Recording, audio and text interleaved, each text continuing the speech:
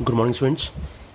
सो बेटा ये हमारा +1 का चैप्टर इक्विलिब्रियम का एक सबसे ज़्यादा इंपॉर्टेंट टॉपिक है जो +2 में सोल्यूशन चैप्टर में यूज़ हो रहा है, that is degree of dissociation. It is represented by alpha and the formula is number of moles dissociated upon initial moles taken multiply by 100। और जब इस आपने अल्फ़ा की वैल्यू निकालनी होती है डिग्री होगी तो मल्टीप्लाई बाय 100 आपने लास्ट में यहाँ पर करना ही होता है। और इस अल्फ़ा की वैल्यू लाई करती है 0 और 1 के बीच में। अब मैं आपको जितने भी केसेस करवाऊंगा, स्टार्टिंग मैंने जो डिग्री ऑफ फ्रीडम की वैल्यू निकाली उसमें मैंने 100 के साथ मल्टीप्लाई नहीं किया, पर जो न्यूमेरिकल्स वगैरह आगे आएंगे उसमें आपने इसको यूज़ करना है मल्टीप्लाई बाय 100 करके। अभी मैं सिर्फ DOD की सिंपल जो वैल्यू निकाल रहा हूँ, आपको दिखा रहा हूँ केसेस। केस नंबर 1, सबसे पहले A से लेके B तक रिएक्शन हो रही है, नंबर ऑफ मोल्स यहाँ पर गिवन है 1, यहाँ पर 0 गिवन है। तो ऑब्वियसली अगर कोई रिएक्शन हम प्रोसीड करवाएंगे तो ये हमारा रिएक्टिव वाला पार्ट होता है, ये हमारा होता है प्रोडक्ट। तो प्रोडक्ट तक जाते हुए उसकी जो वैल्यू वो क्या हो जाएगी आपकी 0 हो जाएगी, ठीक है ना। फिर आपको याद होगा कि हम पहले निकालते थे उसके इनिशियल नंबर ऑफ मोल्स। तो इनिशियल नंबर ऑफ मोल्स हम यही लिखते थे 1 और 0, उसके बाद आता था एट इक्विलिब्रियम, ठीक है ना। तो ये हमारा आएगा 1 - x और यहाँ पर आएगा x। अब यहाँ पर काफ़ी स्टूडेंट्स को दिक्कत आती है कि 1 - x लिख दिया सर यहाँ पर आपने और यहाँ पर x लिख दिया, क्योंकि यहाँ पर जो इनिशियल मोल्स थे 1 वो तो पूरे प्रॉपरली यूज़ हो गए, ठीक है ना। इधर जाते हुए तो बचे नहीं कुछ भी, उसमें तो 0 हो गया। तो इसलिए अगर यहाँ पर 1 - x होगा तो यहाँ पर आप लोगे x। तो x की जगह कुछ और भी आप कॉम्पोनेंट यूज़ कर सकते हो, कोई और भी एलिमेंट आप यूज़ कर सकते हो, ज़रूरी यहाँ पर x ही यूज़ करना है। तो यहाँ पर 1 - a यूज़ कर लो, 1 - b यूज़ कर लो, कुछ भी यूज़ कर लो। पर ये चीज़ समझने वाली है कि इनिशियल पे 1 थे और फाइनल में हमारे क्या हो गए, 0 हो गए। अब हमने निकालना है इसका DOD। तो DOD क्या निकलेगा, जितने यूज़ हो चुके हुए हैं सारे, तो बचे कितने थे, x बचे थे। तो x अपॉन 1 क्या है, 1 हमारे पास क्या है, 1 हमारे पास है। इनिशियल मोल्स कितने थे हमारे, 1 थे। तो फॉर्मूले के अकॉर्डिंग ही मैंने यहाँ पर आंसर निकाला है, number of moles dissociated that is x upon initial number of moles कितने थे, 1 थे। तो हमारा क्या आ गया, x/1 = x आ गया। सिमिलर केस में अगर हम केस 2 की बात करें तो ज़्यादा कोई फ़र्क नहीं है, बट यहाँ पर कोफिशिएंट आपने चेक कर लेना, यहाँ पर कोफिशिएंट आ गया 2। तो अब यहाँ पर क्या लिखेंगे, 1 - 2x और यहाँ पर x, ठीक है ना। ये पूरा का पूरा यूज़ हो गया, सिर्फ x ही बचता है यहाँ पर। तो अगेन DOD = 2x/1। यहाँ पर एक छोटी सी मैंने गलती की है, यहाँ पर 2x आना था ना कि x, ठीक है। ये आप करेक्शन कर लेना, ठीक है, क्योंकि 1 - 2x में से करेंगे तो 2x बचेगा ना कि x। तो 2x/1 आ गया। केस 3 में फिर से वही चीज़ हमने करनी है। अब यहाँ पर देखो आप 1 - 2x और यहाँ पर आ गया 3x, बट यहाँ पर जो इनिशियल नंबर ऑफ मोल्स थे 2x थे, so we have to consider here DOD is 2x/1। तो यहाँ पर 3x इसलिए लिखा हुआ है क्योंकि इसका जो आगे कोफिशिएंट था वो 3 था, ठीक है ना। पर हमने काउंट किसको करना है, इस पॉइंट को, वैल्यू को काउंट करना है हर एक केस में। जितनी भी आपके नंबर ऑफ केस आएंगे, चाहे आपका कोफिशिएंट यहाँ पर कुछ भी लिखा हो, 4 लिखा हो, 5 लिखा हो, कुछ भी लिखा हो, पर आपने यही कंसिडर करना है। ये 2x आ जाएगा और इनिशियल नंबर ऑफ मोल्स कितने थे, 1 थे, तो 2x/1 आ गया।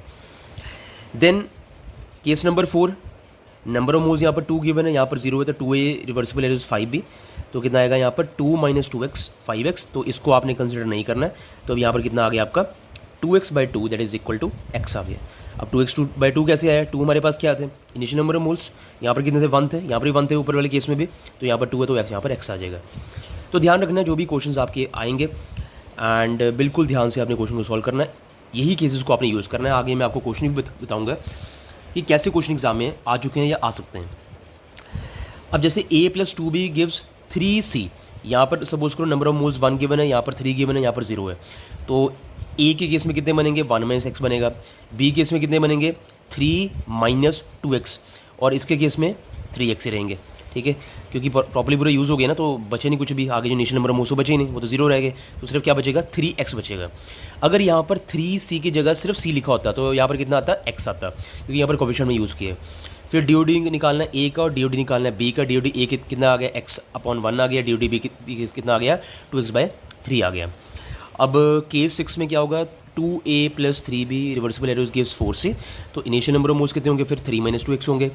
उसके बाद यहाँ पर कितने होंगे, 5 - 3x होंगे। अब आपको समझ आ गया होगा कि नंबर ऑफ मोल्स में से हमने इसके जो कोफिशिएंट है उसको साथ में से माइनस करना है, और -x तो हमेशा हर एक में आ ही रहा है कॉमन।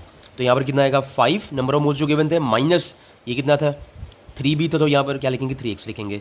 अब यहाँ पर जो इनिशियल नंबर ऑफ जो मोल्स है वो तो 0 हो गया, क्योंकि ये पूरा यूज़ हो गया। तो अब 5 या 3 की बजाय 0 आ जाएगा। तो you can also right 0 - 4x।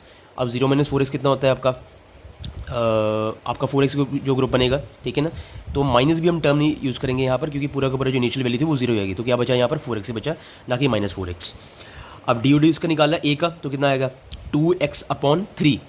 यहाँ पर 2x आ गया और इसके नंबर ऑफ मोल्स कितने 3 थे, तो 2x/3 आ गया। डी कितना आ गया बी का 3x/5, ठीक है।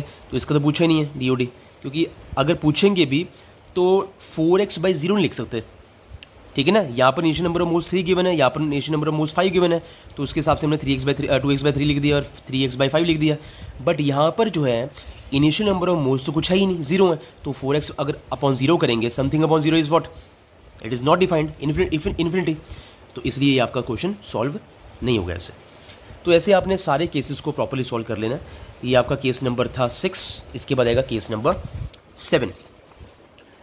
सो आप ये देख पा रहे हो, a + 4b reversible arrows give 2c + 3d। तो इनिशियल नंबर ऑफ मोल्स यहाँ पर 0 0 है, तो क्या बचेगा सिर्फ 2x और 3x। पर यहाँ पर क्या आएगा, यहाँ पर a और b गिवन है, तो क्या लिखेंगे a - x b - 4x। तो ध्यान रखना सारी की सारी जो क्वेश्चन है वो सारा नंबर ऑफ मोल्स के ऊपर ही है। तो यहाँ पर डी कितना निकल के आएगा x/a और यहाँ पर आएगा 4x/b। सिमिलरली यहाँ पर 3a + 5b gives 2c + d, तो 5 - 3x, यहाँ पर 8 - 5x, यहाँ पर 2x, यहाँ पर x। तो डी कितना निकल आएगा 3x/5, यहाँ पर 5x/8 आएगा। अब इसके जो क्वेश्चन एग्जाम में आ चुके हैं बोर्ड एग्जाम में, वो आप देख सकते हो कि +2 के जो पेपर है बोर्ड एग्जाम का, उसमें जो क्वेश्चन आया हुआ एग्जाम में, you can see here calculate the osmotic pressure of the potassium ferrocyanide solution whose 0.1 molar, capital M का मतलब होता है मोलर, मतलब molarity, aq solution dissociate to 45% at 298 kelvin. R की वैल्यू क्वेश्चन में गिवन है 0.0821 litre atmosphere kelvin inverse mole inverse, ठीक है।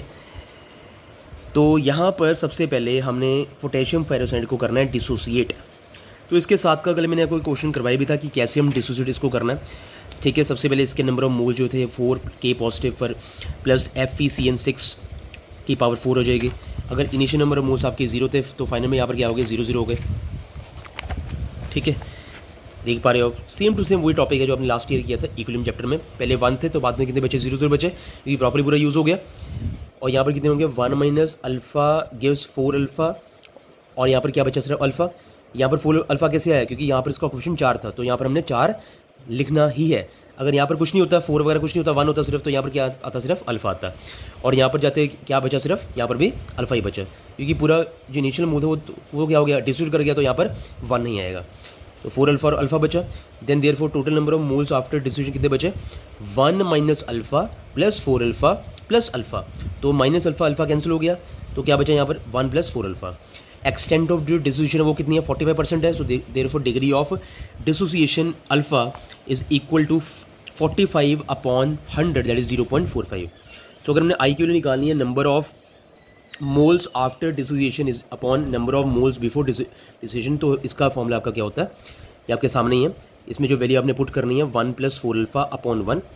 अब जो 1 + 4 अल्फ़ा हमारे पास क्या है the number of moles after dissociation 1 + 4 alpha जो निकल के आए थे अभी, upon number of moles before dissociation कितने थे सिर्फ 1 ही थे। तो 1 + 4 अल्फ़ा अपॉन 1 आ गया। तो यहाँ पर हमने यहाँ पर ये वाली जो वैल्यू है अल्फ़ा की हमने यहाँ पर पुट करनी है दैट इज़ 0.45।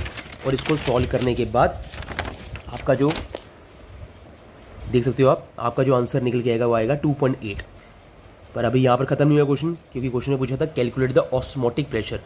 तो ऑस्मोटिक प्रेशर जो आपको पता है वो कितना था पाई इक्वल टू CRT था। अब यहाँ पर आई क्यों आ गया, क्योंकि मैंने आपको बताया था कि वेंट हॉफ फैक्टर जो है वो मॉडिफाई हो चुका है। तो मॉडिफिकेशन में क्या करेंगे पाई इक्वल टू CRT के साथ आई को भी साथ में करेंगे मल्टीप्लाई। अब आई की वैल्यू कितनी थी हमने निकाली ऊपर 2.8 निकाली है, साथ में जो सी की वैल्यू वो कितनी है 1/10 है।